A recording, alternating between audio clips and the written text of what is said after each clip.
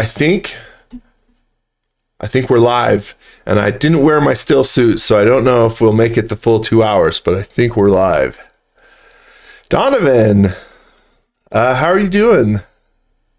It's me, I'm here. In the ether. Always that ethereal voice coming through on these lives. How's it going? Yay. Hey. Hopefully it's going good. Let us know out there. Well, hopefully from the outset we've just got audio and stuff dialed in, and I mean, no problems, right? We've been doing this so long, you'd think we'd have all these things worked out, but new bug every week. Hey, welcome everyone to Friday Live Modeling. Thanks for joining us.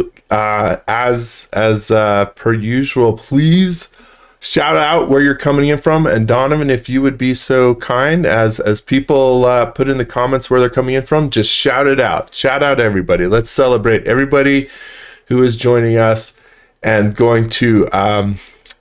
hopefully we'll have something really interesting if this goes well. Otherwise, I always reserve the right for it to go very painfully poorly.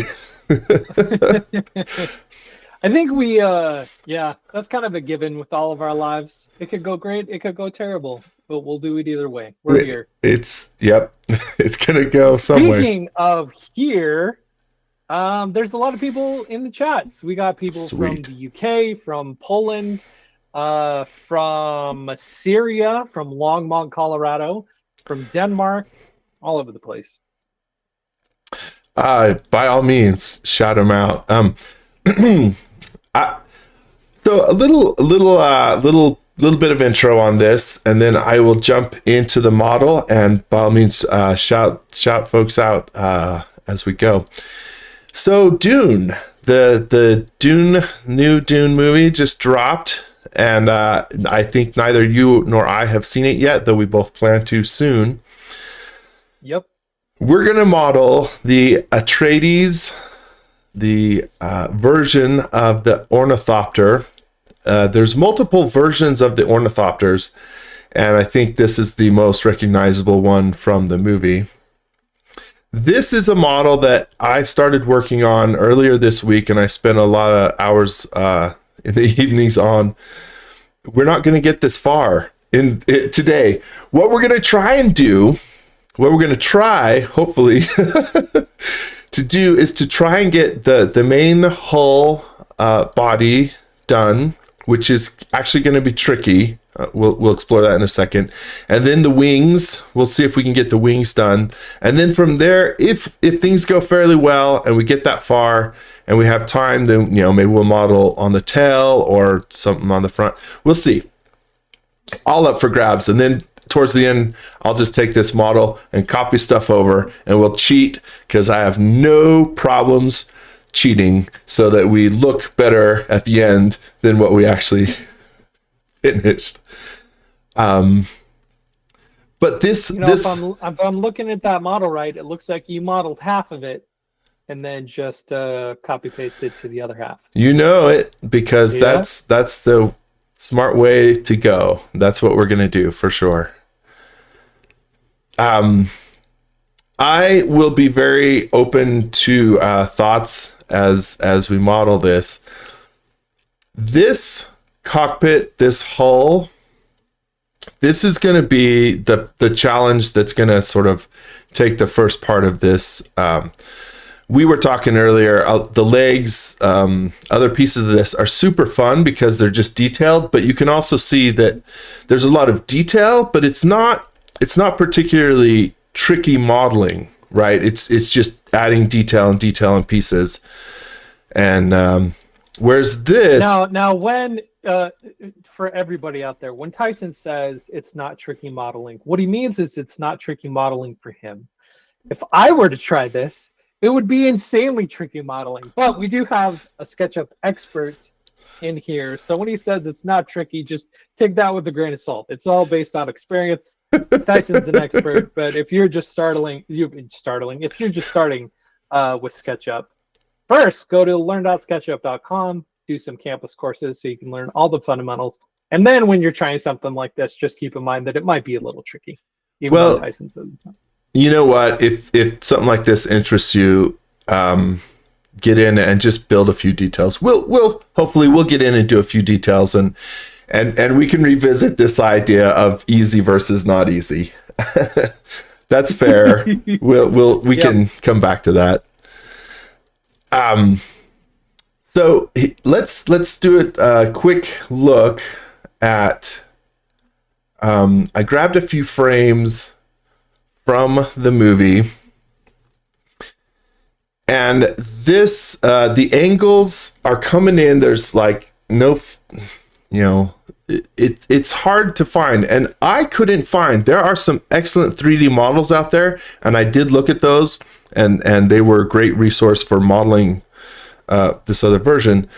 But like finding accurate plans or front and side views, I couldn't find those out there in the wild. You can find a few concept shots, and actually, let's give a shout out to I don't know all who helped design this, but George Hull helped design this ornithopter, and he's an amazing concept artist, and I think he still uses SketchUp. I know once upon a time he did. So shout out to him for this design.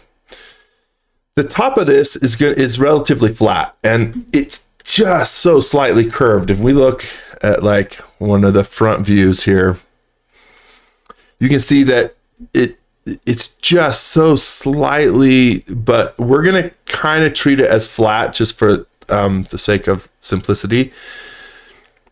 Then the side panel and these things come out here. It's resolving these angles without having an accurate placement of where they go. That's the part for me that made this intimidating, honestly, is trying to figure that out. But so if you just keep that in mind, we'll keep this top panel sort of flat. Some of these panels, they look like they're flat based on the model you can find out there. They may or may not be. Anyway, let's jump into it. Let's figure it out. But that said, so when you're doing something like this, do you use like a pixel ruler to try and get proper dimensions, or are you eyeball it kind of guy? Oh, if I have that reference, I really like starting with something that's real. Otherwise, you have to eyeball it. And I won't claim this is highly accurate to the movie. It looks close enough. It's eyeballing. But let's pretend, because I built that, and part of the reason I built that is to give us a little bit of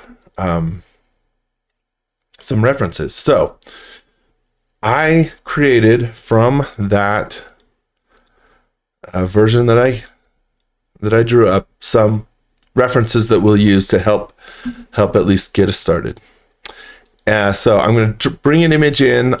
This scale is 10 feet. Again, this is relative based on eyeballing it. So I'm going to bring some images in, scale them so that each one is 10 feet based on this marker scale whatsoever. Line those up and start modeling. So Donovan, this is a good chance. Tell us who else is joining us and from where. So we got people from, let's see, Toronto, Ontario, Canada, from the Netherlands, from the Czech Republic, Nebraska, Lithuania, more Czech Republic, Cambodia, more Netherlands, US. You seem to have more of an international audience today, it seems. Very or cool. the US-based audience just isn't piping up as much. Sweden. All over. Wow. That's so amazing. Thank you all. Thank you so much. Quick note, if you don't know this, I'm sure many of you will. I'm drawing a line on this. This is, again, 10 feet. I set this up. So I'm drawing a line that's the same, and then I'm using the tape measure. I grouped that line and the image together, and then I'm using the tape measure This one happens to measure at 22 feet and some change, so I'm going to say 10 feet, hit enter. And because I'm working on that active group, it resizes it. And if I look at this, you can see that those are the same, or at least close enough, you know, within a margin of error that we can work with.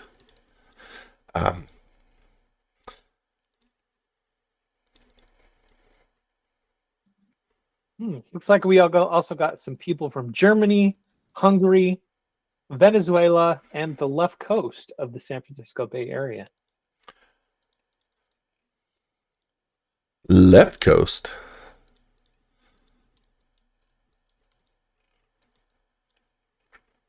Let's see. I'll grab this by this point and move it here.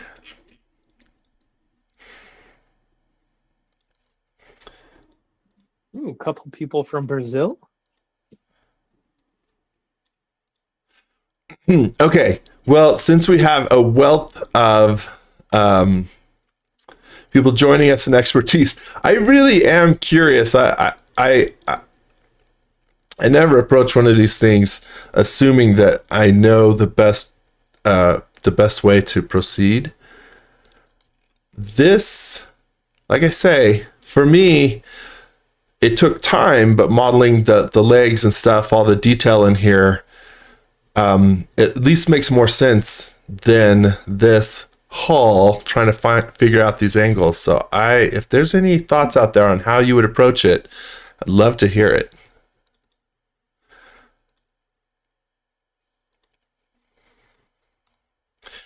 I created this so that we would have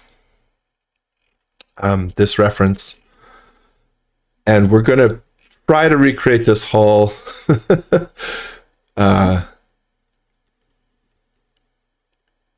Try to recreate it now that with this as some reference. But man, I tell you,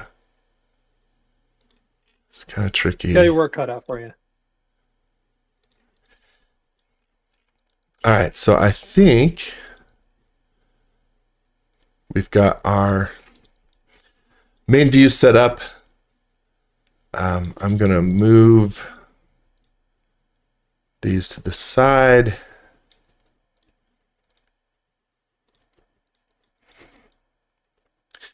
Let's just group those and throw them on a tag that we can turn on and off. So let's add a few tags. Not that many. Ooh. While you're doing that, looks like we got people from Mexico, from France, from India, from Senegal. Wow.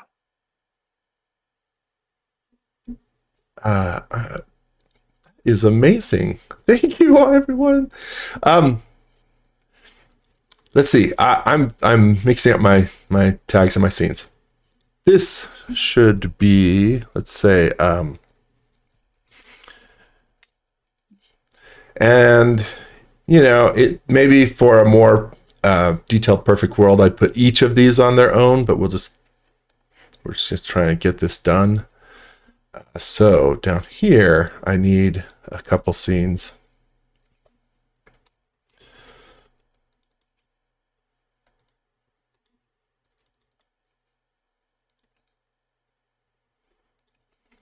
Igor says, I always build straight in SketchUp. I never use this modeling from 2D graphics. This string will be an interesting learning for me. Yep. That's why we do these.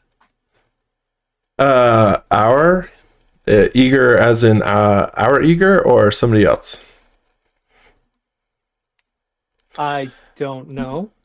If it's our friend, one of our amazing developers, Eager, I have some suggestions on angle references.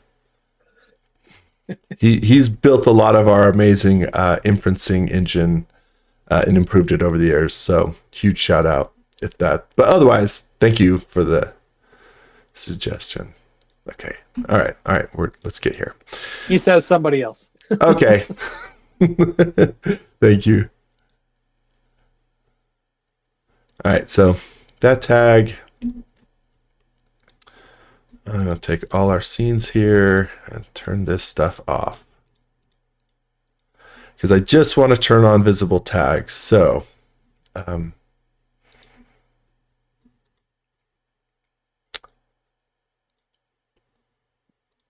plan view is on. Philip from LinkedIn says there are AI tools for creating 3D models out of pictures. I sometimes use those to at least have a decent base for my build. I actually haven't tried that. Have you? No. Yeah.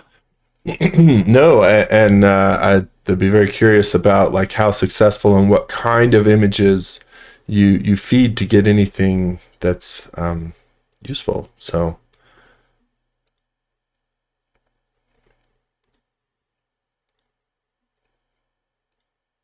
okay, so I've got my reference on and reference off.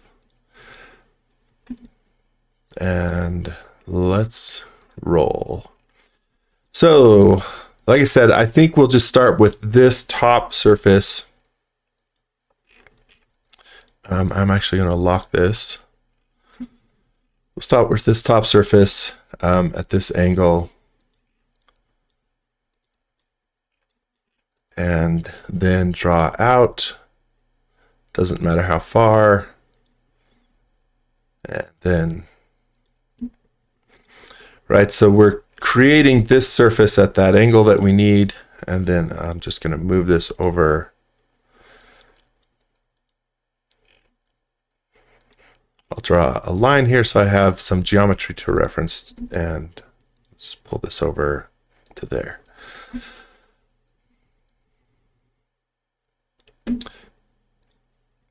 So I'm going to be jumping between perspective, turning perspective on and off, and turning hidden line on and off. This one's really easy because we can just draw a line to get that. Now, I think what I'll do here, I updated the model. This actually comes back a little bit, so we'll add that in. So I'm going to draw this edge, grab it, and move it. And it's going to stay in that plane. So that said, I do want to move it in the axis.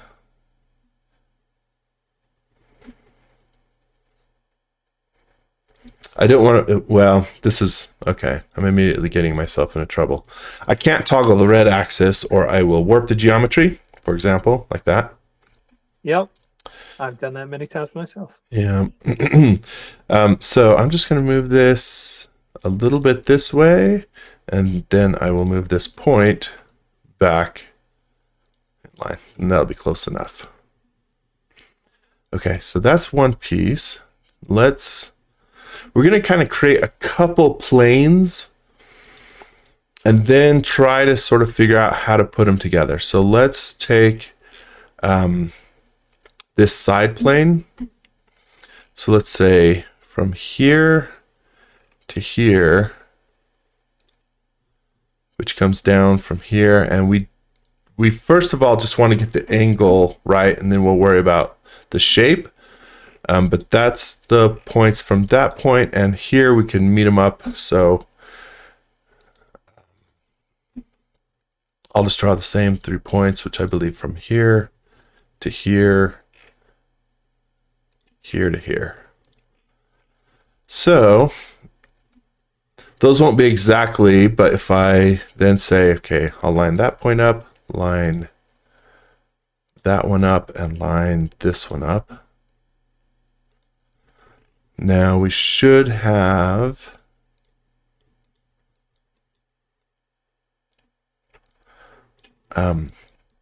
that surface, relatively that angle should be okay. Then, so let's look at this from the side. You're using the word should a lot. Oh man, I'm hedging my bets all the time. You bet, buddy. Yes, I am. Again, with this, once we've created the plane, if we break up some of these surfaces and start moving them, as long as we don't force an axis direction, we can keep them in plane. So when I come to this view, it should. I have no trouble saying it should be something hey, where... we just got a recommendation from the comments on YouTube to save. Oh, you guys don't want to live dangerously? Neither do I. Great idea. Let's save. Danger is not your middle name, I see. It's not. If it was, I would be like Aaron, and I would be jumping into this with like 1 or 2 images and trying to figure it out in real time. Danger is Aaron's middle name. My middle name is cautious as bleep.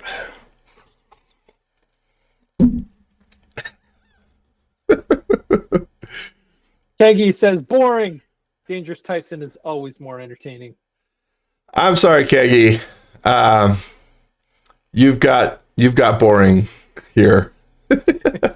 Safety Tyson. Yep. Steve from LinkedIn says. I get correct. Aaron says, "Don't do what Aaron does." So, words of wisdom. Even Safety Tyson fails in these live modeling, and we are not out of the woods. We're far from it, so we shall see. Okay, so we have a couple pieces that we could work with. Now, this is where it gets messy. This, for example, glass piece, you would think it's flat. Again, some of the models I've seen out there, they're mostly flat. They kind of cheat. We're probably going to do the same thing. It's also almost in the same, angle as this sheet, but it's not quite. And man, that stuff, when it's not quite there, it's weird to work out. But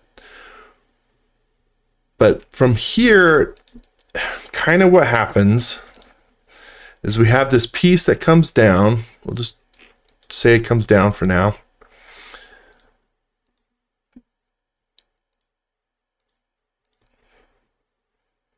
And I think it actually tilts out a little bit. And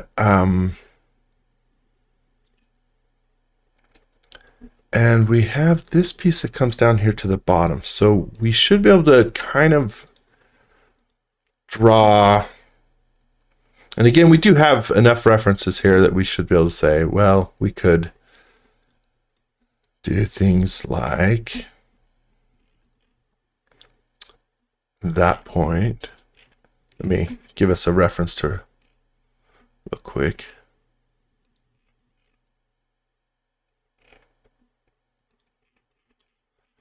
That's so.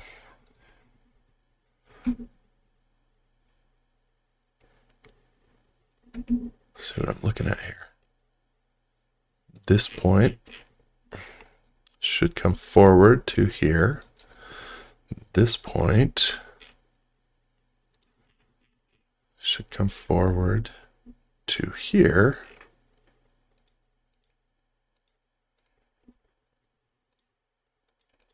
And the front of this, okay, good, should look something like that. But already as you see this, you're like, are we going to resolve all this stuff in here? Yeah, I have all the confidence in the world in you, Tyson. We should. Well, you know what, Donovan? I wish that made all the difference. I know there are times that I've been working on a model and I'll get stuck and I'll be like, I don't know how to do this. I've been working on it for like 3 days and I'll ask for your help and you'll be like, oh, okay. And 2 minutes later, you'll have it done and figured out. And yes. So many of those experiences with you have led me to all the confidence in the world. Well, you have never asked me to do this model. No, I have not. You're absolutely right. Maybe this will be the breaking point. It'll break us all. All right. Okay. So we have I think a decent building block. And this is where we're just going to start to sort of You know what? We'll make it work. I'm going to give us one more piece just for confidence sake, because this little jutting out angle here is pretty straightforward. It's just triangles, so I know that one's going to be fine. So we're going to do that, and then we'll start to figure out what we're doing on the inside here. Let's see here.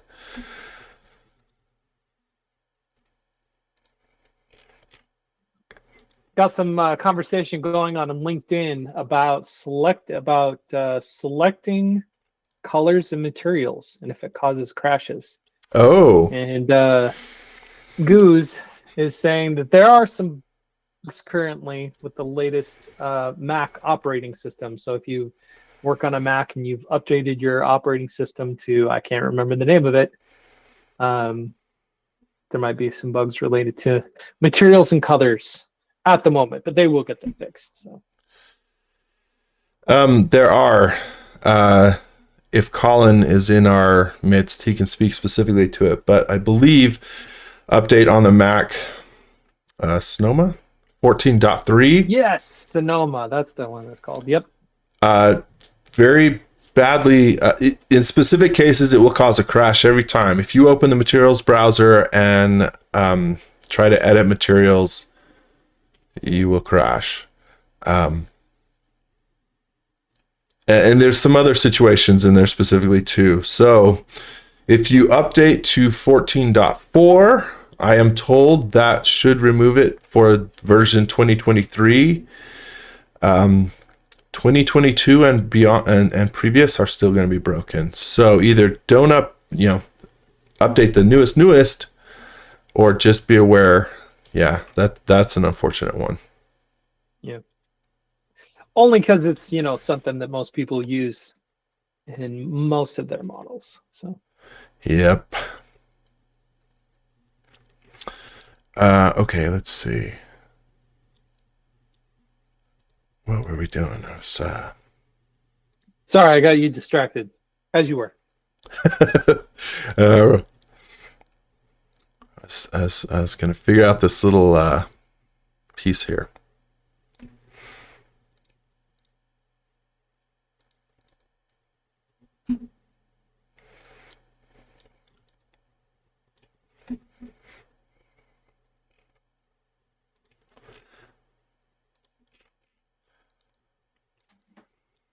We got a lot of people watching us on LinkedIn today.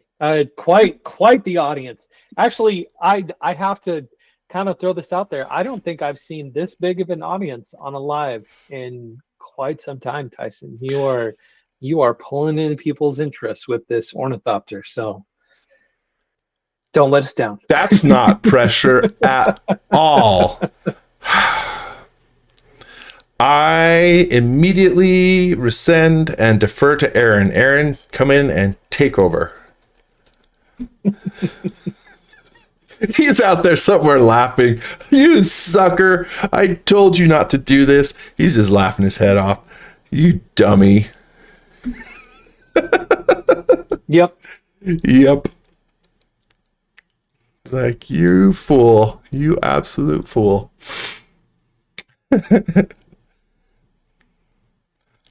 It's all right. This is how we grow, right? I think growth is a combination of failure and then like trying and succeeding, and like that second part, I don't know. Will we get there? Although Aaron just chimed in and said, "You got this." Oh, sure. I can't tell. I just have context clues as to his tone of voice when he's saying that, but I know. I'm pretty sure it's all confidence. I'm sure.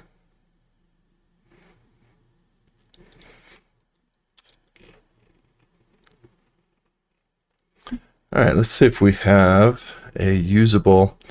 I'm just trying to get some of these, again, not knowing exactly where these angles fall. We're just making it up, but it's certainly going to be close enough. And I'm kind of building into this central, where this thing sort of drops in, kind kind of backing our way into that. But from here, let's say we should be able to. It's not imperative that these be absolutely flat surfaces. In fact, by the time we get down here, we won't be able to maintain that. But for a little bit, I'm trying to keep us. So I'll just take this, for example, this line, preserve it.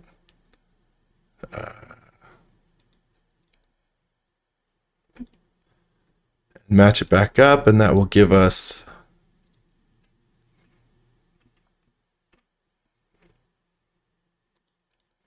and then we can look and say, okay, do those meet up well enough? Can we make them work or not? This may be actually a topic for another time, but somebody from LinkedIn asks why details are sometimes missing when importing models from 3ds Max. I actually haven't used that program. Have you? Oh, I haven't in a long time, but importing from Max, a lot of speculation because are you exporting in which format, and depending on the hierarchy that Max, it may not be preserved. Unfortunately, please correct me out there. Unfortunately, you might. Because I'm saying unfortunately because I wish we could do it natively, but the ideal importers are sometimes things like Transmuter, and please remind me there's another one out there. Because they'll take this stuff and they'll kind of reassess the geometry and let you decimate it a bit, and so the native way to describe my modeling style. Yeah,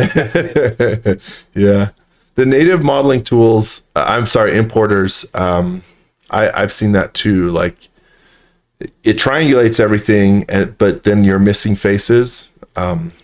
Please, somebody who knows better than I do, step in and save my fumbling around with this one. But Goose chimed in saying, I'm looking forward to watching Dune 2 tonight. Shoutouts to Chris Rosewarne. Yes, Chris Rosewarne was also another concept artist who's a friend of ours who I believe also worked on this. So, yeah. Huge shout out to Chris. His work, he's done some so cool. Yeah. Huge shout out to Chris. And Eric chimed in saying he hasn't seen Dune yet. No, I don't believe that. The original one? I'm assuming he's talking about the first part one of the new one. But oh man, if you haven't, get on that. Who Eric or Aaron? Eric. Oh, no, Eric. Dude.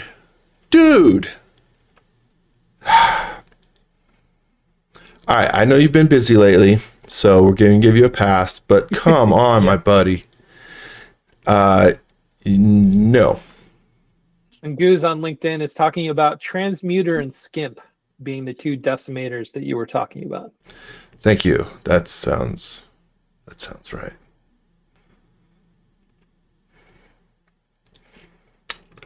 Skimp is, the other one that I was forgetting. I'm going to group this real quick so that I can edit it and turn off my other geometry because I need to kind of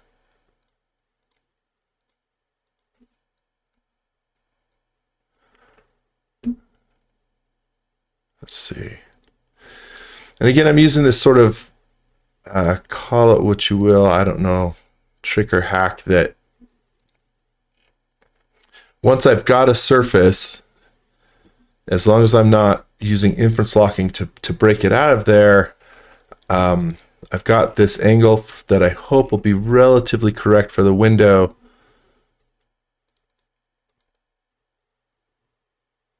and then we get that. So from here, I think what we'll do is a little bit of stitching. So shout out to well, okay. Let's see. Oh yeah. Well, then I'm actually getting ahead of myself. This thing, this part of the glass is broken and has a slight. So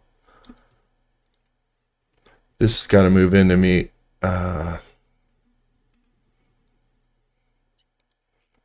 Man, yeah. Peter on YouTube is asking if you saved recently. Well, I would, but apparently Keggy and some others want us to live dangerously because it's boring otherwise. So, no, we're not. Yes, I am. No, we're not saving. We're absolutely gonna fail in the biggest way possible. Saying, I don't know about Dune. He says, I am a fan of Hans Zimmer and might see it just for that or hear it. Yeah, you should, just for the soundtrack alone. Hans Zimmer turned down working with Christopher Nolan on Tenet to be the composer for Dune. So there's a passion there that he had for that movie. So you can only imagine how that would translate into his music. That's awesome. Let's see.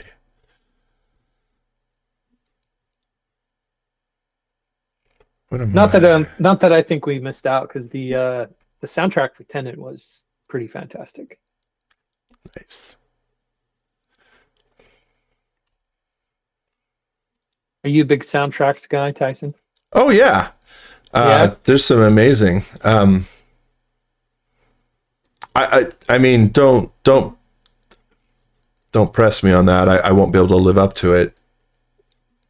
Because we were kind of having this conversation the other day talking about soundtracks, right? Because I made the comment that, you know, the Tron soundtrack is one of the best soundtracks ever. God, I love Tron soundtrack. It's so good. I love it so much. Immediately after that, I went and listened to the whole thing twice. Made for a good day. Yeah. Okay, we are at 12. I talked for a little bit, so we're 30 minutes in, and I really want to get this thing done and like move on to some of the other aspects of this. So this final pane of glass is the pane of if somebody else out there has like a reliable way to put this, man, it is. I can see the direction you were going there, Tyson. I was trying not to be like super pun, but yeah. Yeah. Eric brought up a very important thing that I think we kind of need to call out because we didn't talk about this up front. If you want to come hang out with us in person, face to face, live, not just live like we do here every Friday. In November, we are all going to be in Las Vegas at 3D Basecamp, which is also being called Dimensions, Trimble Dimensions. So if modeling is your thing, if architecture or design or just anything to do with SketchUp is your thing and you want to come hang out with us in person, be sure to get tickets to come hang out with us in November in Las Vegas at Dimensions. Good call. Thanks, Eric. Good reminder. Yep.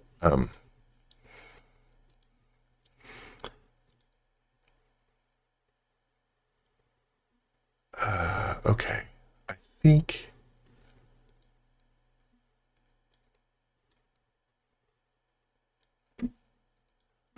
think we're closing in on like we'll just stitch it together and make it work visually.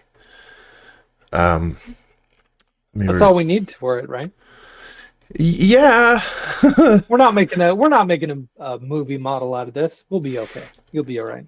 Artistic liberty, like they said in the comments. Artistic liberties are okay. Although this does make me this is just pure morbid curiosity, because I look at a model like this and I'm like, holy cow, that is complex for me. But for you, it may not be so. So I'm kind of wondering, what is the most complex thing that you've done in SketchUp?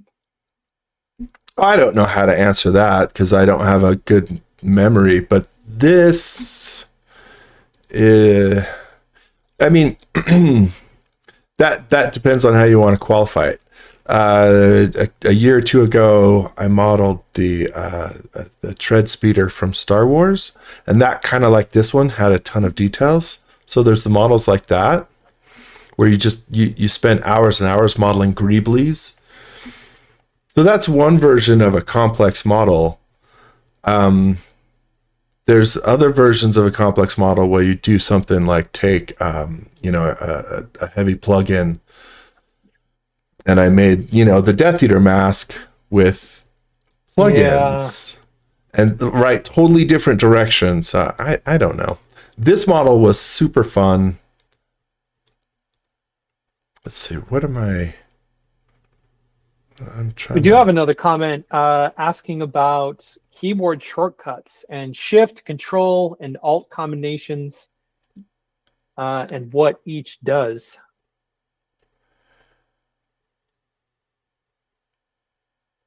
Although on the Mac it would be Command. That's gonna vary based on the tool. So I'm not sure.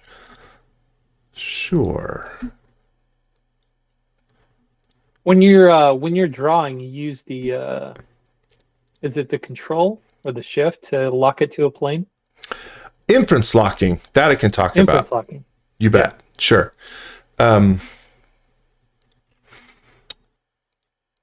So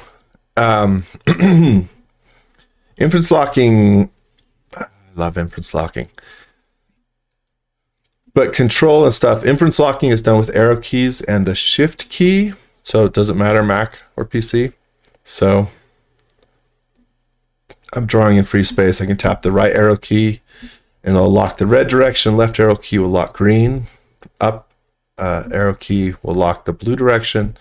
And for example, if I hover over this line and tap the down arrow key, then I'm locked in a parallel to that.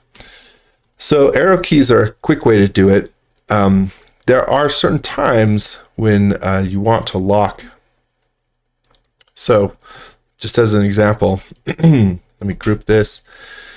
If I want to move this in the direction along this, which is not along the axis, I can pre-lock it with the shift key.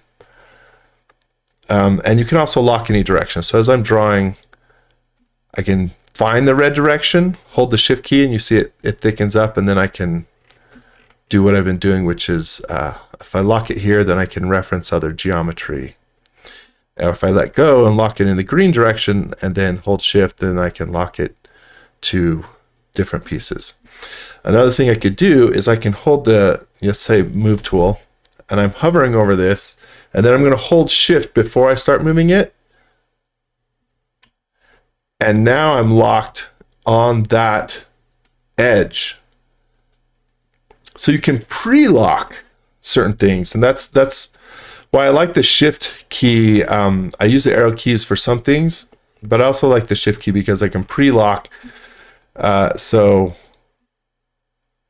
again, if I hover over this edge, hold shift, I can start drawing from anywhere, let's say this point, and draw out to here. So it's a powerful inferencing engine. I don't know how much that, that's a quick overview, but it's Eric worth. Says that you are an Inference Ninja black belt. Inference Ninja black belt. I'm gonna have that shirt made. If Aaron gets to be the SketchUp guy, I get to be the Inference Ninja black belt. And then Goose chimed in and said that mastering mouse navigation and keyboard shortcuts are probably the two most important aspects to getting good at SketchUp. Agreed. Okay. If we had more time, I'd add more depth to some of these. We're gonna pretend like, because this again visually will be close enough.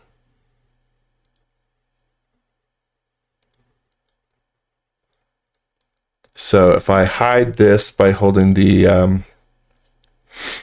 option on a Mac, hide, I'm softening that edge, and it's close enough. And then I just need to, and then we're going to move forward. So let's, Igor is saying that the pre-inference locking with Shift is great, and he's trying it right now on a second screen. So, already application to your tips. I love pre-locking. It is. It's super handy. Okay. Close enough. That is gonna give us visually what we want. Let's keep going. We've got a lot to do. So let's draw a line here. Here's one thing, since we were just talking about this, it's a good time. So I want to say, well, I need this reference. I lock the green direction. And then I want to reference this line. Well, this line is all of these points. So what I need to do in some cases is create for myself a temporary surface. In fact, I'll just draw a triangle, and that will do it. So now when I draw out, I can lock and then reference this surface, because anywhere on the surface, it's not that edge, which could be, effectively infinite number of points. And that is where we're going to meet up. Let me edit my group here. These points should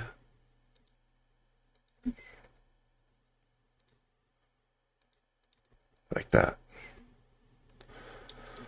So that's working for us. And then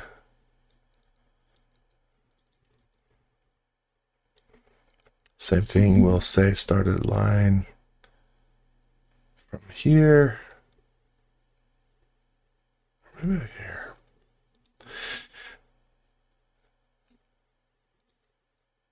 Shout out to everybody who I know. I'm not the only one who, like, you're all here.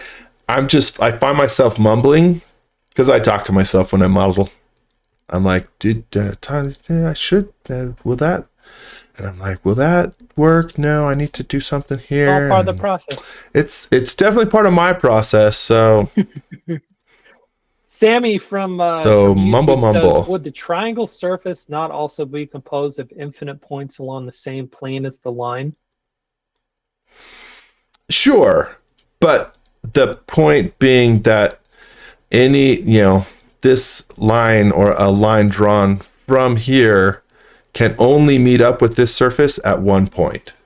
So yeah, you infinite points down here, but depending on where you start your line, it will only meet that surface at one point. Even if I start it way over here, I can still reference that. So that's what I was trying to reference, versus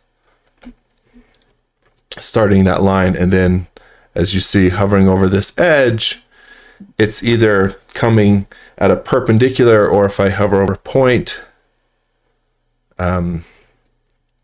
it's going to try and reference a perpendicular to whatever part of the edge I'm referencing, whereas the surface gives us there's only one point where it will meet up. Yeah. Alberto from YouTube asked if this is going to be recorded. Yes. For those of you that are on YouTube and don't already know, or if you're on another platform like LinkedIn, X, anything else where we're streaming simultaneously, after these recordings, they're automatically posted to our YouTube channel, youtube.com/@SketchUp. We have a whole playlist of all of the lives that we've done. You can go through find this one or find any other one that would that you think would be helpful to you. So to answer that question, yes, all of the lives are posted to our YouTube channel right after we're done every week.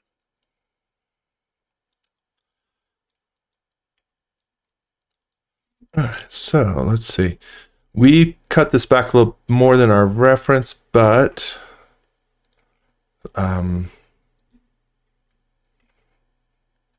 let's create another surface here. I'm going to lock this one in that.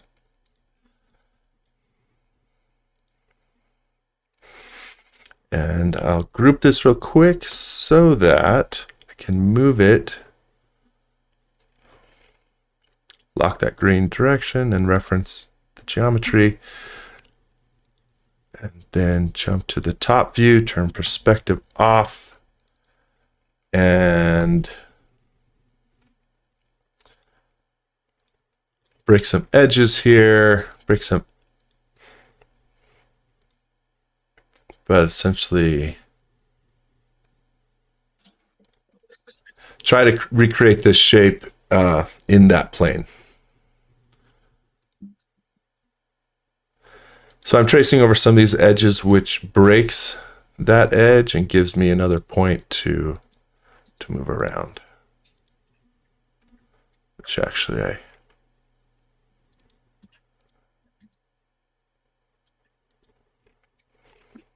something like that.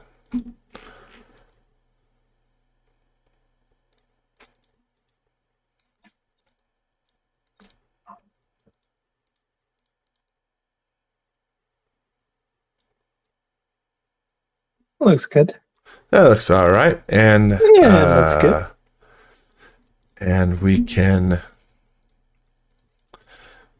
let's make sure that we have this right now. Your little tip: if you can't lock to an edge, which I can't, toggle. Have a keyboard shortcut for X-ray. Then you can toggle that on and find often a point to reference to. So toggle that on and off, and I'm going to move this point and make sure it lines up here. And then somewhere in here,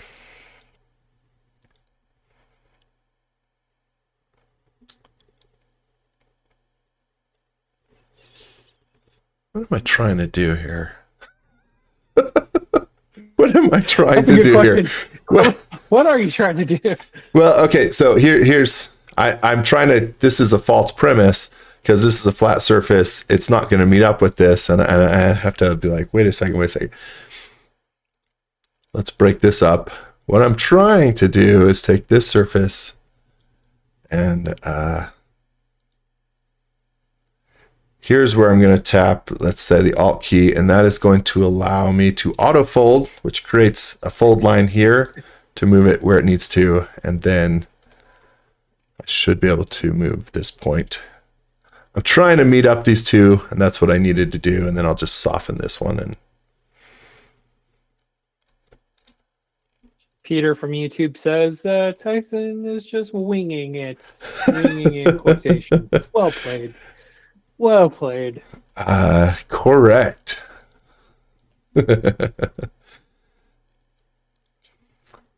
I'm here for the dad jokes. Bring them.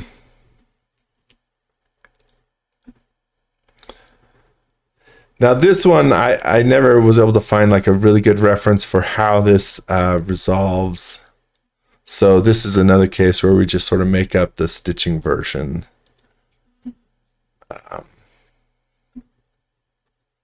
Just to be sure, I'm gonna.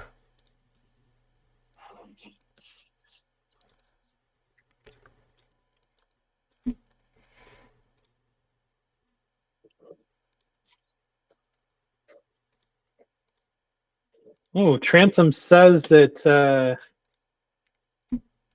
on the show The Chosen, they've been using SketchUp to design the sets. I did not know that. Do you know, Transom, who the designer is on that.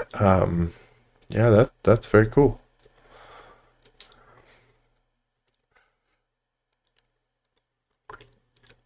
I know one of the producers on that show, but I didn't know that they use SketchUp. That's cool. I wonder if we could find out who. Mod from YouTube says, why do Java developers wear glasses? Java developers.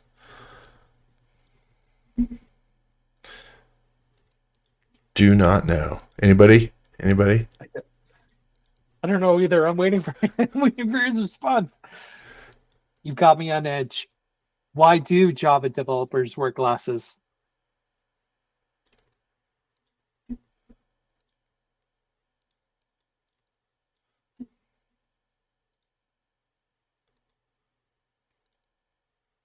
Because Java comes from the sun. Colin says because Java comes from sun.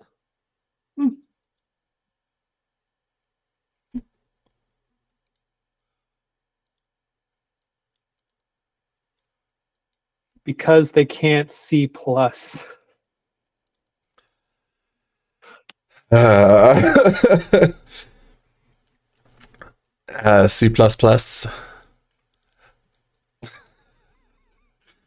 Oh. Noise. I'm copying that down there, so I've got a little bit of a... Oh, because they can't C#. Ah, okay. I was like...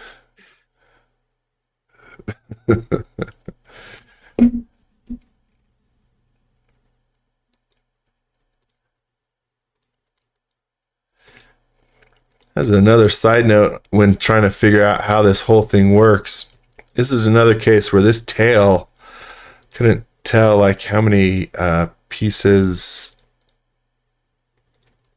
if it was like curved or if it was made up of multiple, and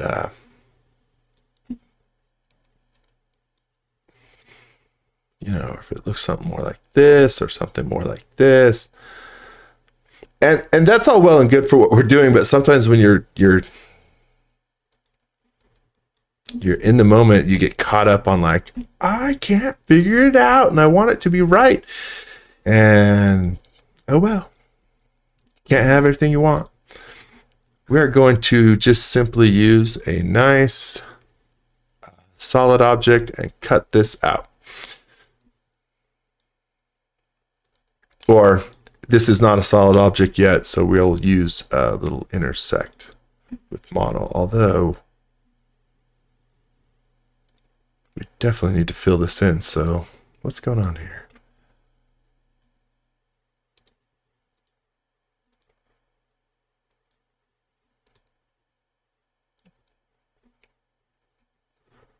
I set this whole thing up and I haven't turned my references off once.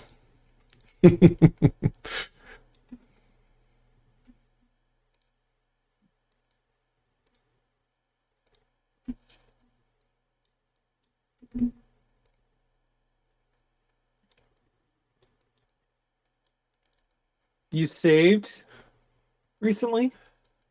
Just did. I made a hashtag of that one. Okay, I'm not a programmer. I didn't know that the pound was sharp. I thought it was plus. I have heard of C plus and C plus plus before. That's why I said C plus and not C sharp. So that, yeah.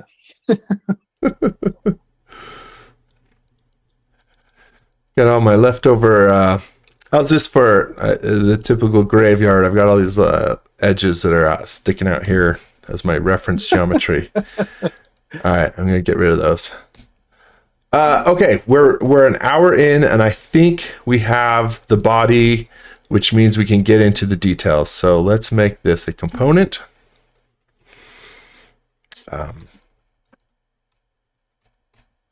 Half. And I'm going to go in here into my component.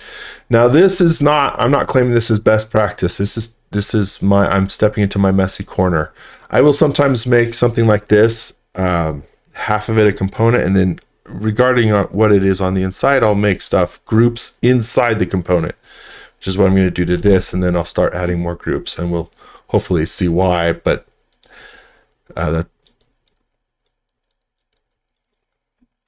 that can have its own messy consequences. So, but let's see. All right, we need to intersect because this tail is tapered, and then jump over to building the wings. And where's my reference?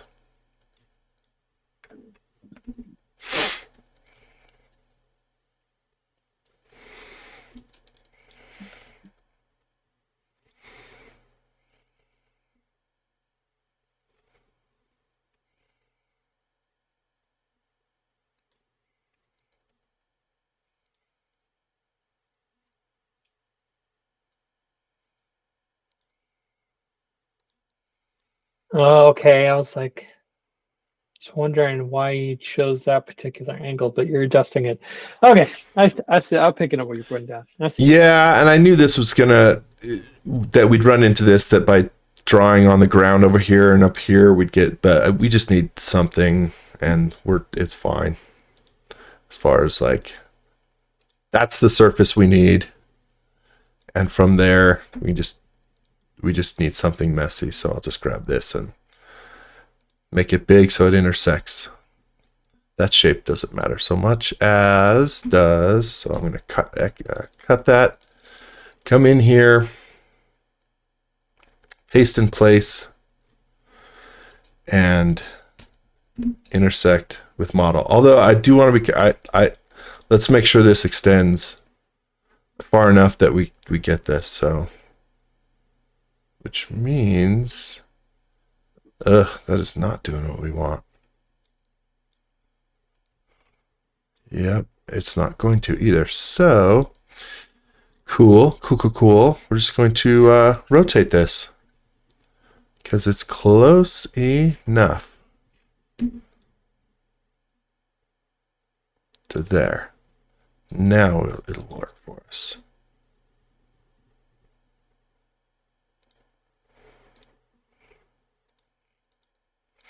All right, intersect with model. Intersect faces with model.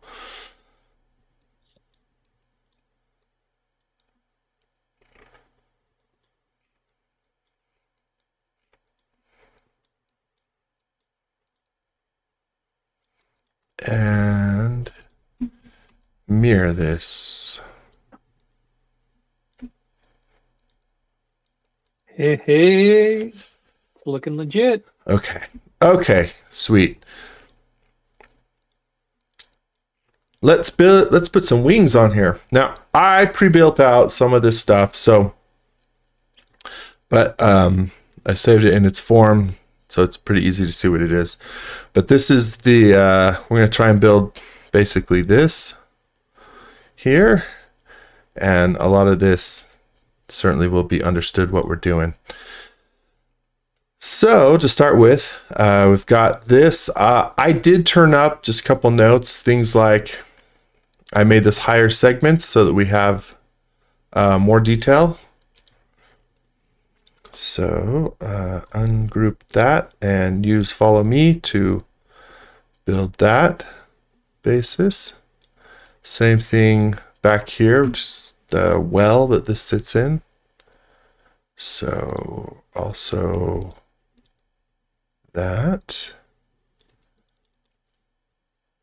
Group that. Every time you save, Kegi comes and vocally disapproves of you saving for being boring, which gives me an idea. Kegi, if you want an idea for a shirt, Aaron's save shirt, big red shirt with save on it, you should get one that says don't save.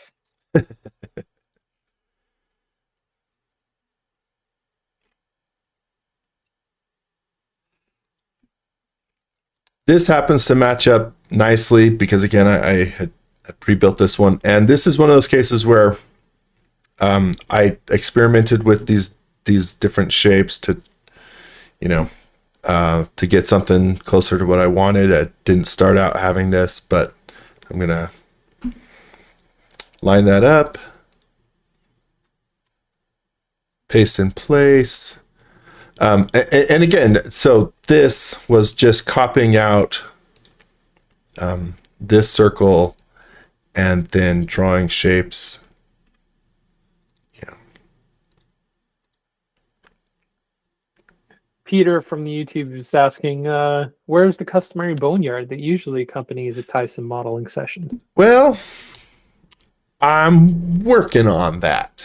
We had to make that hull work, and now we're getting into the boneyard. But thank you for recognizing that.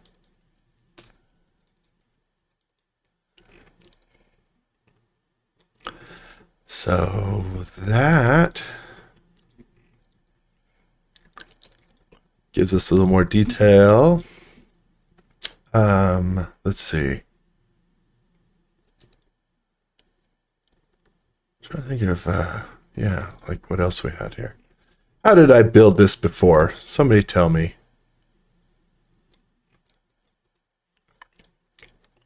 What did I use these for? Let's see. This one, I think, was something where, let's see, did I cut this out based on this? I think so. I don't know. Who can tell me what I did? Because where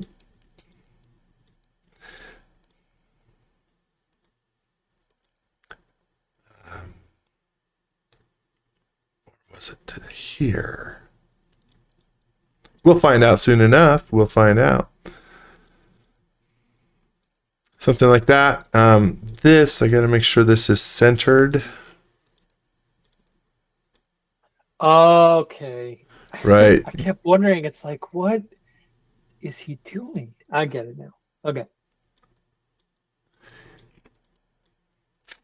Yeah. So I believe Solid Tools. Yeah, Solid Tools. Woohoo! We're gonna cut this out from here. Nice. Okay. Then let's extend this out a little more. Then we'll do the same thing here. Oh, is that? That's right. See how I'm talking to myself? I don't know what I did. Then I think was this.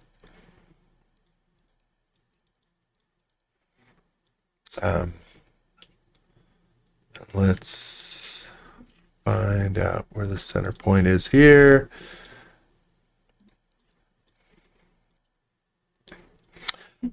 We'll be able to adjust this, so I'm not worried about how that lines up. But I think, yeah, let's just do that. So Solid Tools again.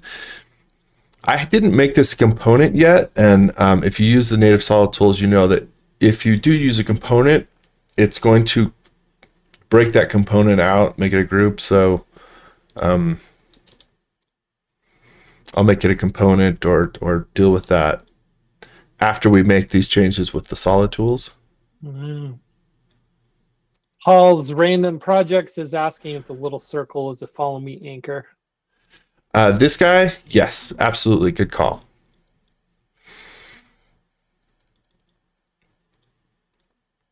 And finally, it looks like I didn't have a pre. Finally, we will add the curve on here. And this one too. It's 18 looks pretty all right. Okay.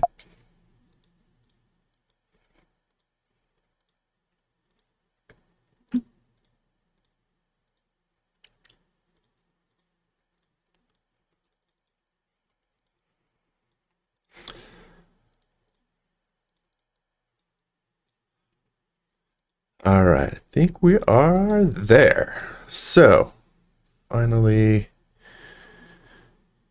cut this from this.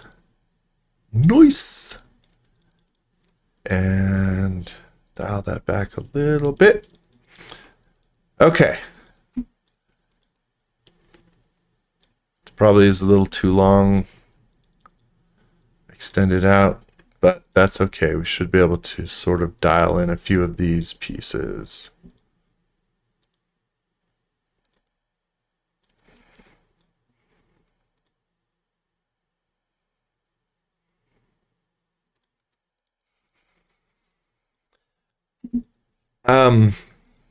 This you can see too, some solid tool cutouts. Maybe we won't bother with that, so we can keep running forward.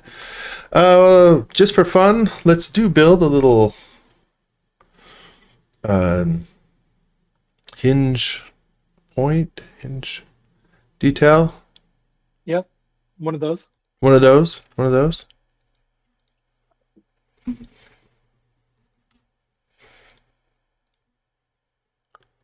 So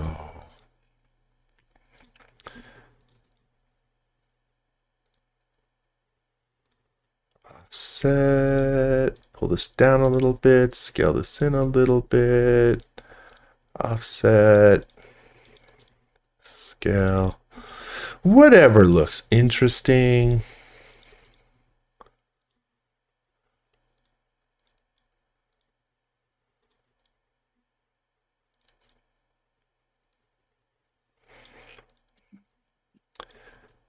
Maybe I determined that looks a little too high. So, good enough. That works.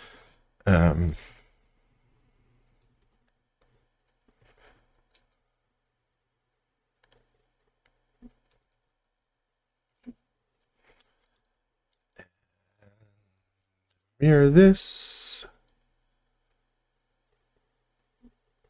What did I just do?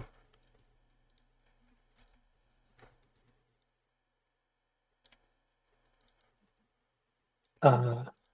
Okay. Got it.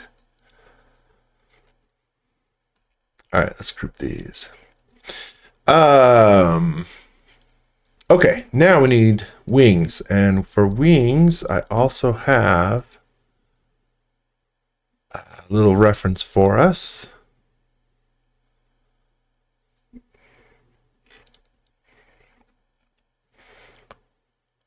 This is going to be out of scale. This little piece, we'll just sort of scale that so it's just that it looks right-ish.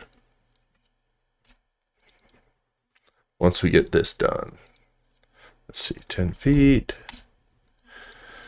And let's trace this. So top view, turn perspective off. Let's lock this and turn on. I turn on X-ray mode because, you know, it's just easier to trace with it on. So X-ray, and this should be fairly simple.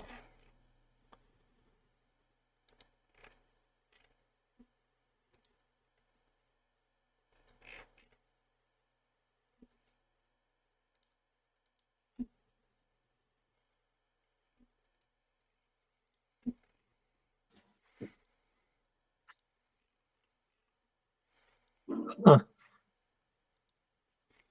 Grab I remember watching the these. first Dune movie and thinking, how do those wings not break? Well, But then I remembered it's a movie and they can do what they want. So. Right. How do they even? I mean, helicopter blades are long and thin and hold up a huge amount of weight.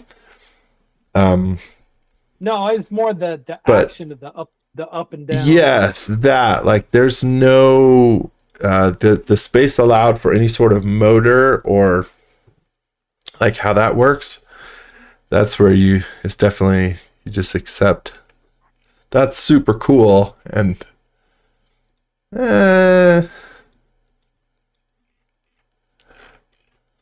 there's a YouTube channel that he started off as Shoddy Cast, and then he went to go work with Matt Pat on film theory and game theory. It's called The Science.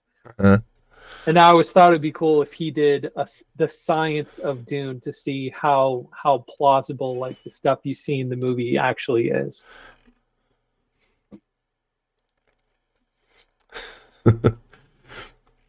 yeah, I'd like to see anybody see if we could mimic it. You know, so whether or not it's plausible, one of the things that I think that I super think that's just amazing about this design. Let's go into the weeds here a little bit. If you Donovan, do you know the name Doug Chiang from Star Wars and Lucasfilm? Should I know the name Doug Chiang? Not necessarily. Okay. Doug Chiang's been at Star Wars. He's lead designer for most Star Wars projects these days. He's designed a lot of. He's contributed to all the sorts of things like Rogue One, which I know you'll appreciate, and the Y-wing But he talked about like when he started at Lucasfilm and his time learning from George Lucas and other designers. And he distilled all of his kind of design philosophy of what makes a good Star Wars vehicle, or design in particular, good, into a couple things. And the Ornithopter, I think, really embodies a lot of these. So, for example, the number one rule, and you can imagine this, if you imagine an X-Wing versus a TIE wing versus all the other sort of designs, including the Millennium Falcon, is that they're instantly take a silhouette, just a silhouette, you can recognize any of them. Right? Yeah, it's true. You can imagine that. And so that's the first sort of law or rule, is that just in a silhouette, even in a silhouette, they're and this being based on a dragonfly, and you can see the silhouette of it and be like, yeah, this is very iconic. And then other things like within 3 seconds, you should understand it. You should be able to discern it from other vehicles. You should be able to, know which direction it's flying, which way is forward, which things like that you're not staring at the screen and getting lost while the movie's progressing, being like, how in the, like, you immediately. And it's a interesting idea. I only bring it up because I think this design is so good and meets all of those pieces so well. Just that's very cool. Super iconic, super easy to recognize, understand. Peggy says bumblebees shouldn't be able to fly, but no one told them so. So I guess it would be the same for Ornithopter pilots. Just don't tell them that they can't fly. Fair enough. All right. Totally. And birds have hollow wings so they can fly, right? Like hollow bones. Yes, thank you. Hollow bones. I knew what you meant.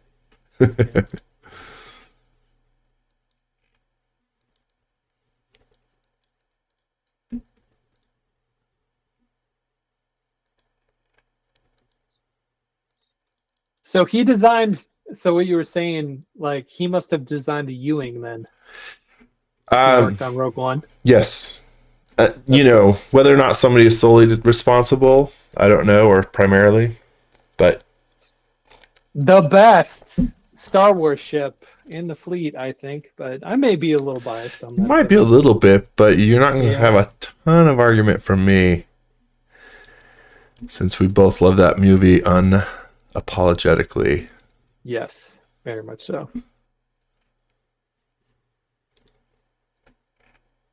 Also, I love the fact that it's like the U-wing it's like an F-14 with the adjustable wings, and no other Star Wars ship that I know has that adjustable wings to it. Everything else is fixed wing. Wait. I mean, was it the B wing or the Y wing that can go lateral or horizontal? But it's not exactly the same. No, it's not the same, but I'm trying to give you an opportunity to be like, wait a second, the single most Oh arguably wait, the X-wing. the B-wing, the X-wing. There's several that have articulating wings. Well, I was thinking like, I wasn't thinking like open and closed. I was thinking, yeah, for like aerodynamics.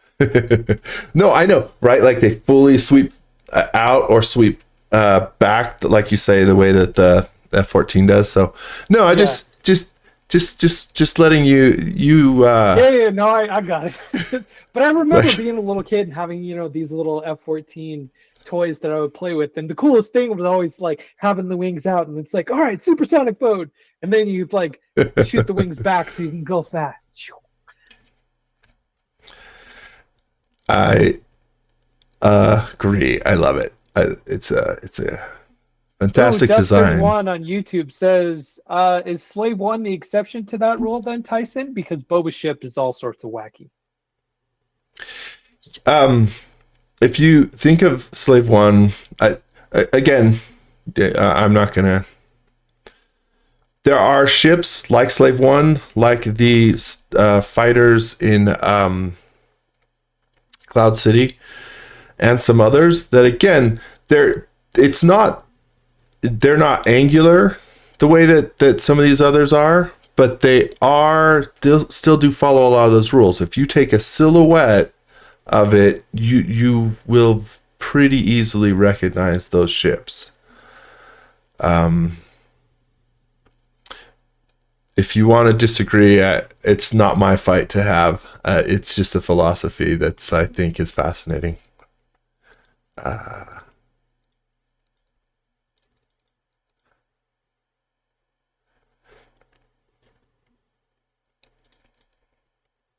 And you'll find a whole ton, as we all know, of people out in the interwebs sphere willing to tell you otherwise or pick a different fight for sure.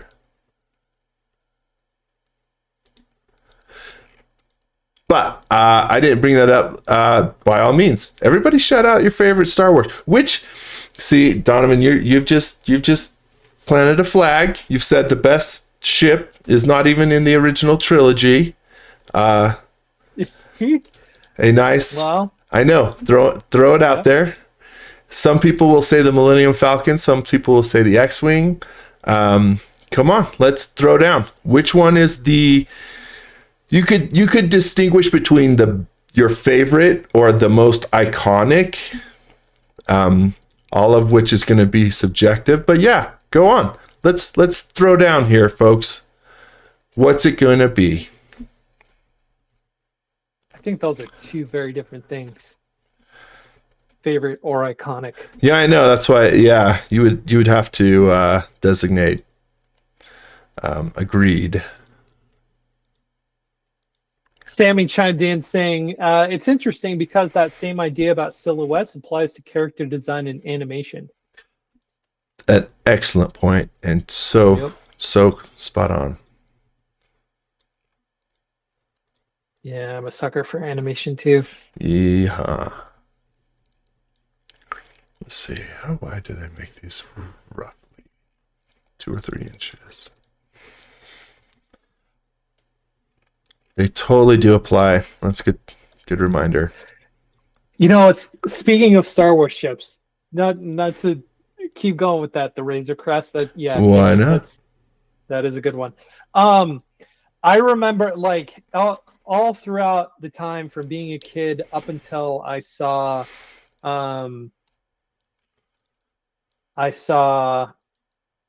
episode 7 in 3D. That I didn't realize how small the Millennium Falcon actually is. Because I always thought the Millennium Falcon was just huge, like ginormous. Because you don't really get a sense of scale watching the movies. But I remember watching that movie in 3D and watching them walk out of the plank from the Millennium Falcon after they land and being like, wow, the Millennium Falcon is a lot smaller than I always thought it was going to be. And seeing your figure standing next to the Ornithopter in your reference images, I was like, man, is this another one of these things where something's going to be a lot smaller than I thought it was when you see it like compared to an actual person? It Ooh, often is, for sure. the Eagle from Space 1999. I don't know that one. Me either.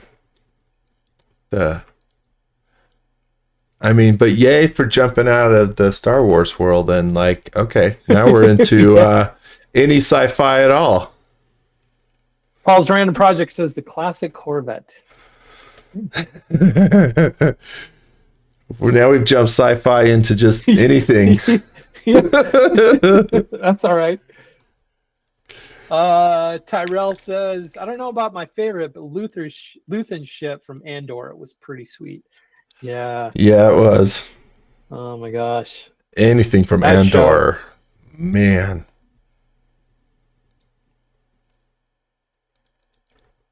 That was something.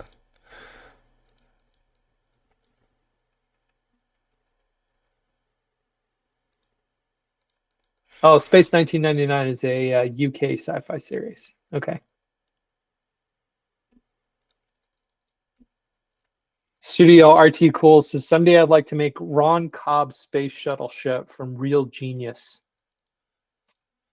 That's another one I don't know. Tricky 2K says the best starship design, B5's Star Fury. Jeez, I need to look all these up. B5, is that Battlestar Galactica or is that something else? Or is that Babylon 5? Babylon 5. Babylon. Babylon 5. Sorry. Yes. Took me a sec. Oh my gosh, Babylon 5, that's one I haven't heard of in a while. Quick note. Okay, so we've got our wings well enough. Again, in the realm of how would you do this? Because how are we going to take these wings and fold them in all sorts of different ways? So this is the way that I thought to do it, but I, again, would be curious out there in the world to see what you would do. And this is also why, even though I have some components inside this wing assembly, I'm going to make the wing itself just a group, because that way I can come in, right, and rotate these guys and position them separately from each other. But That is cool. within here, you know, we still have our realm of components that we can come in and. Hi says Serenity is another good choice. Serenity. Have we modeled Serenity before? I think Aaron did. Yeah, I think so, right? Right? And then Goose says Luthen's Hallcraft was heavily modeled version of a V21.1 Chevlex. Am I saying that right? You'll have to I don't know check if with I'm saying it right. Goose. I trust you, Goose. I yeah. Yeah, and then Kegi's talking about all of the ship designs in Starfield. Just jeez. Which is crazy, the kind of ship designs from that game.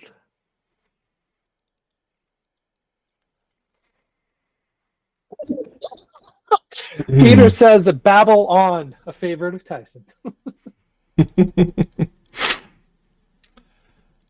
Okay, so I'm just gonna move this out of the way for a moment. This piece, as best I can tell, you know, the way it pivots based on this pivot point on the back here. No, sorry. This is a sphere. It pivots from here. And so I'm going to create a couple guides to help us to rotate this. Wait, I grabbed the wrong one. I didn't grab the one we just built. I grabbed this previous one. But since it's based on the same stuff, it won't matter. Anyway, so I need to create a large. Igor is saying, or use snaps. Yeah. As yes. So snaps in some cases is going to be a great new addition to making this work. Now, by all means, if you think this will work, I'm going to create a couple of pivot points from the same point, and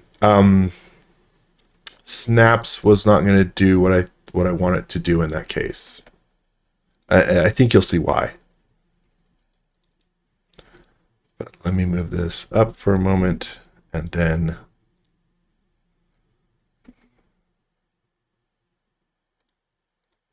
right, because this is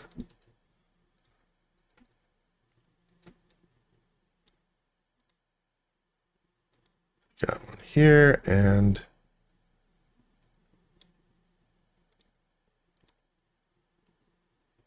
something like that.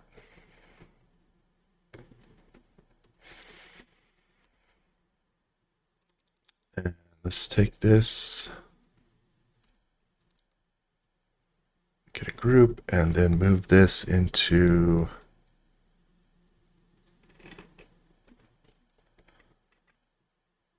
right here. All right, so ideally, what this gives us is, I think this was 5 feet away.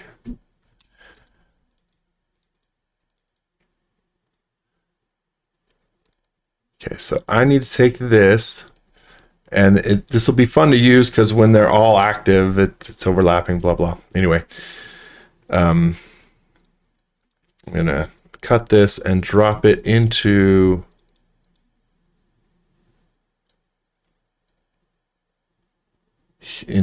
this. I have to put this in the right level, and I'm not sure if I've got it here yet, but we're going to find out soon enough. Because we need to be able to rotate this independently of this guy, which means I need to come in and take that, break it out, this. Okay, this is what I want. So I'm going to put it at this level so I can take this one, and essentially rotate these, right? Along those lines? Along those lines, say like this, and then say like this. And then we could take the wing, and pivot. So, okay. Wow. So getting that embedded in the right spot will give us the ability to position these wings. So I had planned to take all these wings and sweep them back along, like this thing is parked. If we want, we could position them so that they're sort of out, like we're about ready to take off and fly. So if you have strong opinions on that, shout them out now, and we'll just do whichever of those we want. But I'm going to go ahead and put a few of these in our model. So Pivotal movement. Wow, I agree. That is just... every now and then I think I understand the capabilities of what you can do on SketchUp, and then Tyson comes along and it's like, nope, you can do more. Yeah. You can beat your head against it a lot of times for sure. Man, this will help us right now. Just rotate this whole piece, which sort of sits in the hull, kind of like this.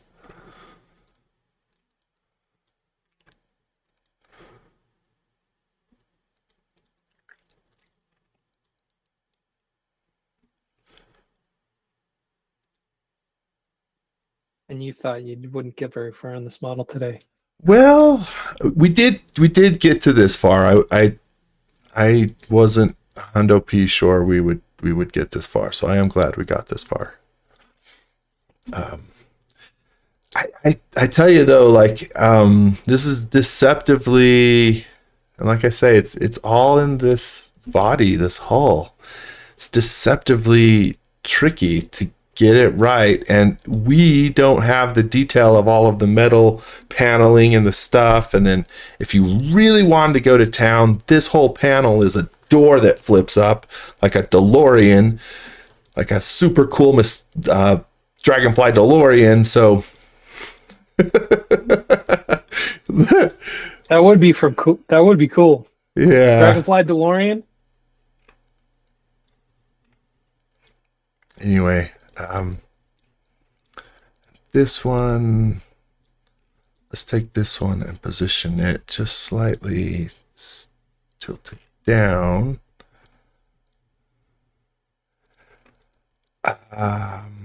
Yeah, that could work. Both of these things, I don't think I quite got the scale right on them, but we're just, so be it. Close enough. Anyway, what's the thoughts out there? Shall we fold these wings back or spread them wide Nathan to fly? says out. Out. More dynamic.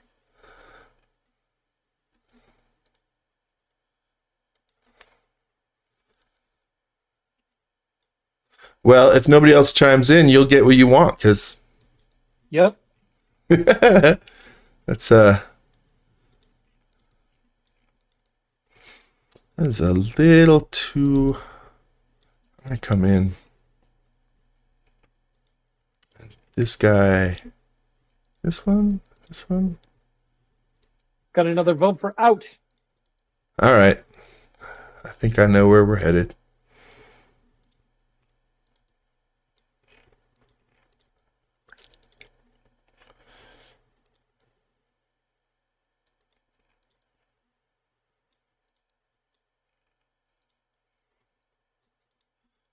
This goes back to what we were talking about earlier, where you can pre-lock, like how would you move this whole thing in line with itself, and just turn on hidden geometry, go to the move tool, lock, and sort of, we're eyeballing it, but okay. So I'm going to take this, cut those, come into our old component, and paste in place.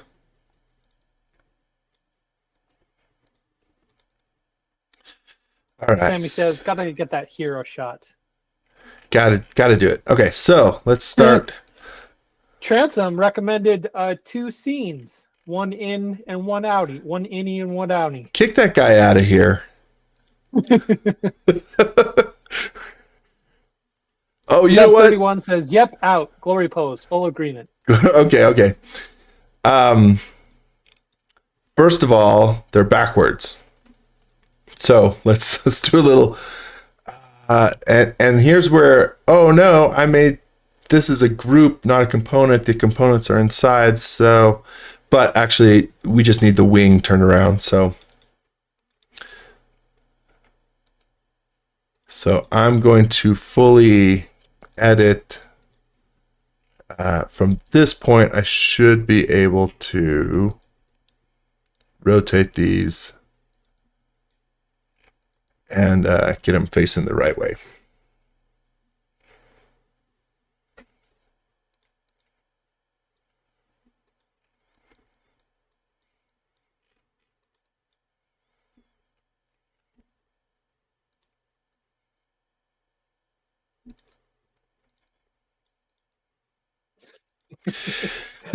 Man, that looks cool. Man, that looks cool. Oh, thank you.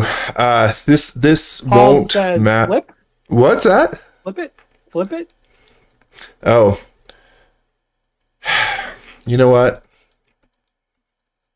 He's right. Why are we? Why am I trying to? And why won't undo work? What's happening here? I'm trying to undo and it's doing nothing. Somehow. You need to exit out of the group. Nah, I already did. Flip. That was the right answer. I should have done from the beginning. We're just going to leave it alone. And let me finish positioning this back where I started. But yeah, flip. Why I didn't flip that?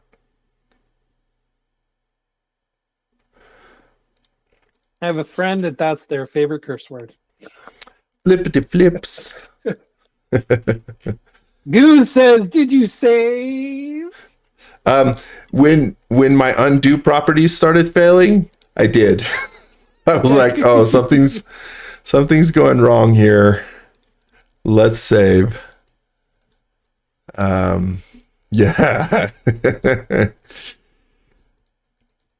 So from here, you know what I need? See if I can get at this with the little x-ray help here. I need this piece, and we're going to tilt this up a little bit. And tilt this whole thing up a little bit. Let's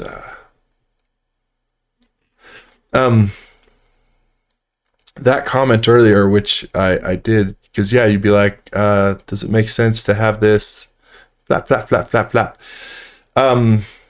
Snaps, but this three-way rotational sort of help guide that we created is, I at least don't know how to do that with snaps at this point, because it would have worked if rotation was along a single axis. It would have helped a lot, but that's why I at least went this way. And I'm not going to bother fixing this, but yep, our wing's a little bit off. No worries. I know you guys will forgive me. Or I trust you will. I hope you will. Please don't hold me. Thank you. Nobody else does. I will. All right. See, I don't need anybody else. I think all this saving is just it's aggravating Kegi, because he says that was a genuine Tyson moment right there. Why spoil it? If you want me to crash, I can pull up the materials browser. I'm not on the version, the OS version, but yeah, if we want to crash, we can do so. I don't want to. Nobody wants to. We're coming up at the end here. We need to position these wings, copy in some elements, and we'll get our glory shot. We'll get it. We'll get there. We're gonna cross that finish line. Come on. We just gotta position these wings. Now this one, let's position it a little bit up. We're all here for you, Tyson. We're that crowd at the end. A little bit up by the finish line that is cheering you on. What a mess in here. I do have to say, Tyson, I think you officially have our record for concurrent viewers on a live. You have you've made history today. Well, I hope then it was worth it. I mean, this was fun, but stuff takes time, so I don't know. You tell me if you're coming in, what did you hope to see? I think Kegi hoped to see you struggle. So as long as you had moments, then I think he's happy.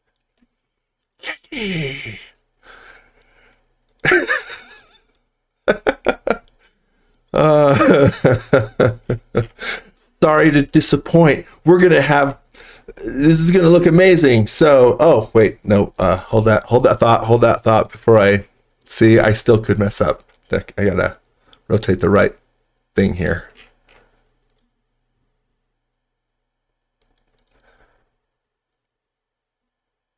Kegi says, "Oh man, I'm gonna butcher this name. Tyson is the Kwisatz Heter. Oh, how do you pronounce it? Kwisatz Hederash? I don't know what he's talking about. Kwisatz It's from the movie. I know it's from the movie. Kwisatz. Oh, is he one of those people that like you're a human computer? No. The Kwisatz. Quite. I'm saying it wrong. The Kwisatz Haderach was the prophesied savior that they thought that the whole series is about.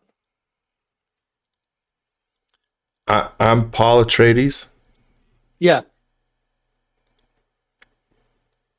I'm not nearly as good looking, and I definitely don't have the hair of Timothy Chalamet, nor the beard, the luxurious, beautiful beard of the Duke. Help me out. Yes. So I wish it was all that. We all do, eh? Yep.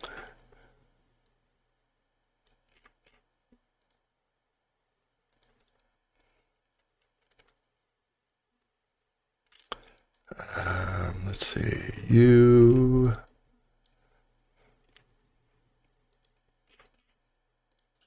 Back here, something. Goose comes in. It's pronounced Kwisatz. This doesn't help, man. Kwisatz Haderach. Nailed it. Absolutely nailed it. Yep. Paul says, heading off. Thanks for the cool stream. Model's looking great. Thanks, Paul. Have a fantastic weekend. Good luck. We're at the point. Yep. Let's. I'm gonna come in here. Hide this. Oops. One more level. Hide. Oh, I thought. Oh, I never made this component. Which means I have to hide all these individually. At this level, this guy should be a component, and any of you out there, I can think of one or two who are like Tyson and his irritating use of groups. You can gloat, commence gloating, commence trash talking right now. Because I'm going to have to go in and hide these individually. And if I need them back, I'm going to have to come back and get them individually. And I should have thought of that. Okay.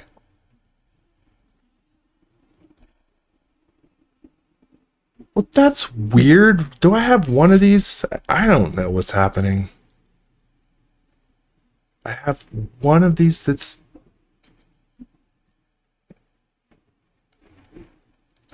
What the... What is... Why is this one... What is happening? Why is this one different? It should not be different. I hit the wrong thing.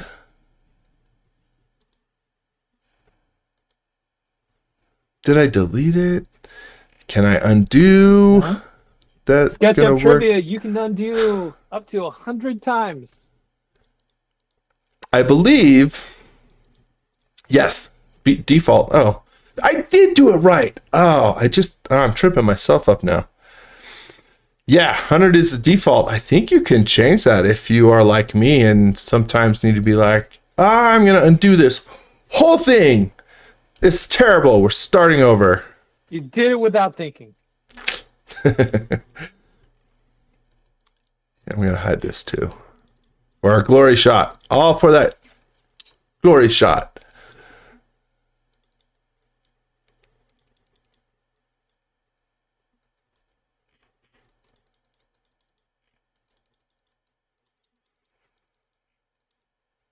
Okay. Now, let's cheat. I think it's called using your resources, right? Yep. Using your resources. Yeah. Peggy says, yay. I knew you wouldn't let us down, Tyson. Oh, your confidence gives me strength. Donovan gets that reference. Yep. I know. I have little kids. I I've know. seen that many, many, many, many times.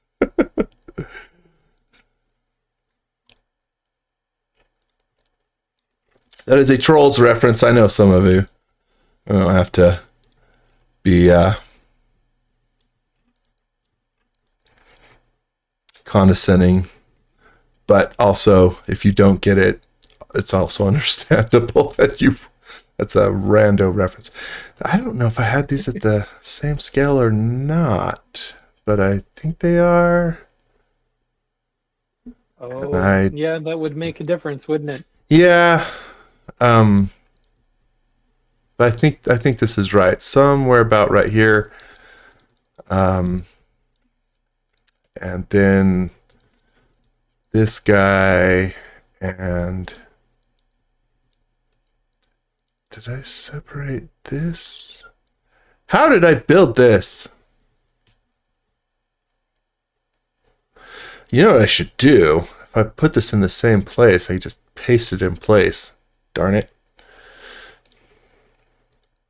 Oh well.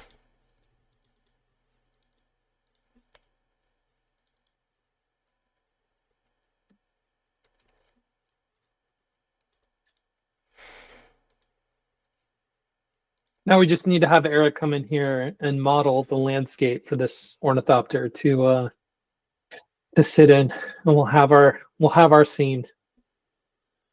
Get to it, Eric. You got that? I mean, on one hand, you should be able to have fun. You could just get the you just create a grid and create some dunes. So it doesn't have to be that complicated.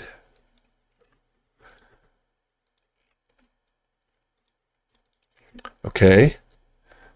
And you and you.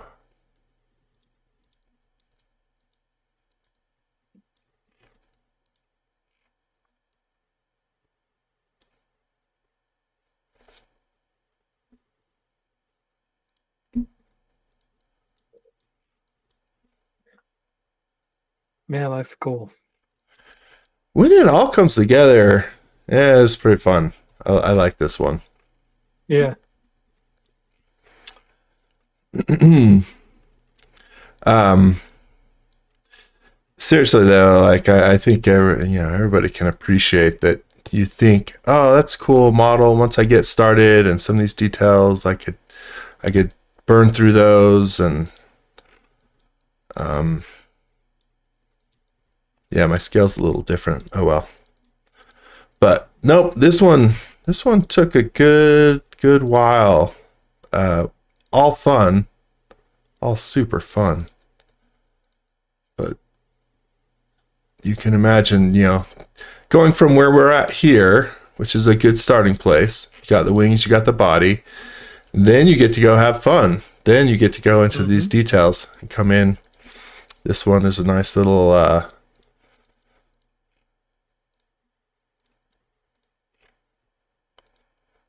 go in, model some details.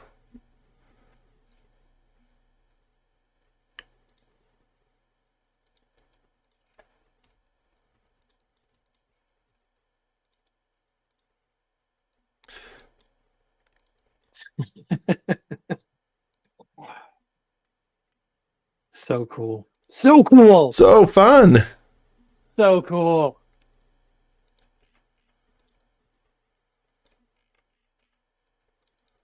And propagate that out.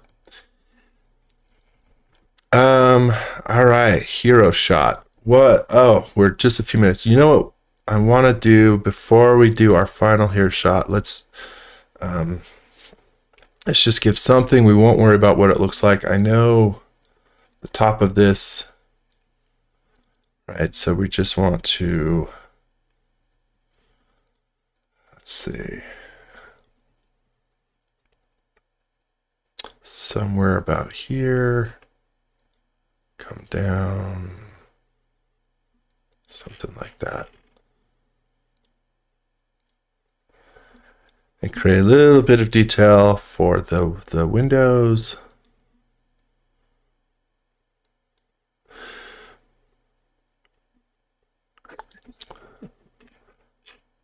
Iggy says, great session aside from all the saving. Can't have them all. No, can't have them all. I mean,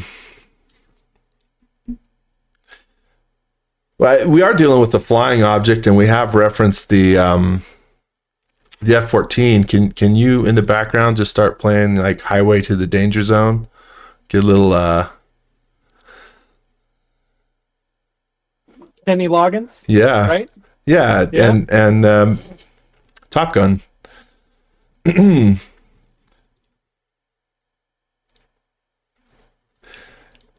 This is a random reference. There, you know, the Netflix animation show Voltron. There, That's a good one. it is a good one. Very Later, popular one too. I love it. It's great. It's got lots of seasons. Later in the seasons, there's like a new plane developed, and somebody took a bunch of the shots of that plane and those few pilots, and they cut it with Danger Zone, like it's its own. Oh, I love it. I love that. Like when the internet works and doesn't make us all angry, it's so great. Yeah. That's a win. That's a win right there. We are almost there. We're almost there, and we're just gonna push into our time. Get this last Gosh, little speaking of window. win, look at this model. My goodness. All right, and let's grab. Now all you need to do is run it through diffusion and put it in a Dune setting, and we'll have it. Asparagus. I know, right? Like, yeah. Okay.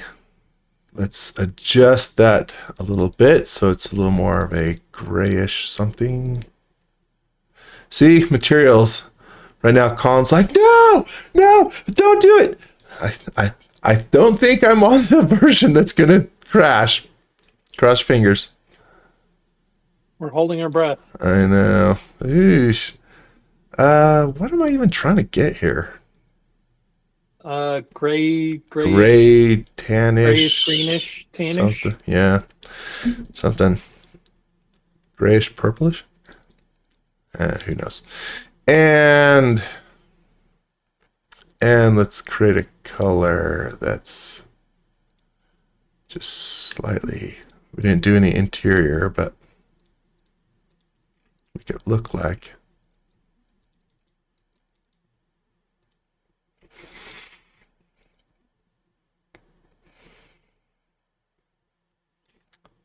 Little shadows. We're coming in for a landing.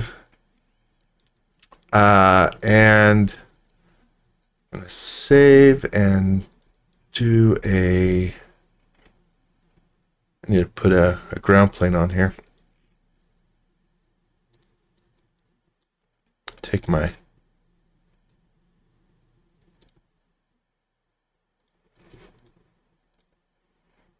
except for me, I'm going to get squashed. Looks so tiny now. Oh yeah, there you go.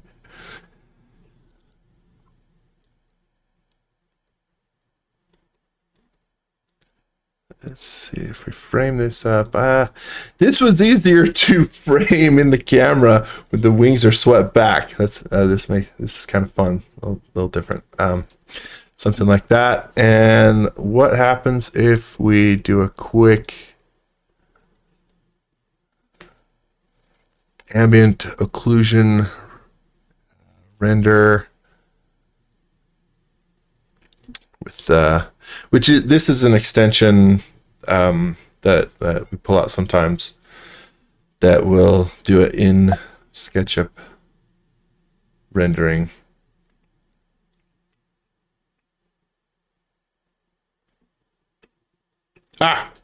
Quick.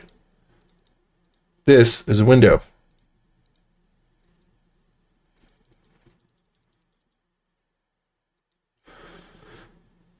That'd No, it be looks more terrible like if you a window. couldn't see. Yeah, okay. That all right. There you go. Donovan, Look we at that. got there. We Look at that. a little bit of modeling, a little bit of copy pasting, but we got somewhere. And let's group this and set it down. We landed, so we need to come on. So we need to land. So now we've landed. Woohoo! People are chatting up in the comments saying, "Well done, Tyson." Oh, thank you. Thank you, everybody who joined us. Thank you, Donovan, for some good banter and yeah. It's a fun one. We got somewhere. I love this design. Wow. Kudos and props to the whole team, whoever made this, to George Hull, to Chris Rosewarne, and others who helped design these. It's amazing. A little bit different than our building and other models, but still something fun and hopefully something to try out. That's all we got. That's all I got. We hit our 2 hours too. I'm like, thank goodness we got here. I wasn't sure we would, but hooray. That's all I got. That's all I got. So again, thank you. I hope you all have a great weekend. Please join us again. I don't know what we have on the plans for next week, but we'll definitely have something good. And I think, or is it Aaron modeling the building from Ghostbusters? The new Ghostbusters movie? We're doing movies. Might be that. But if not that next week, I think it's a bug in his brain, so we might do it because again, another friend of ours, oh no, help me out, Donovan. Who's who worked on that and is a set designer? Yes. Not good with names today, apparently. Oh my goodness. Oh shoot. I'm gonna remember in 2 minutes. But anyway, SketchUp was used to help design the new Ghostbusters headquarters. Very cool design, and I apologize for my temporary lapse. Anyway, that's it. We're out. Thank you. Yep. Thank you so much, everybody. Be well. Cheers.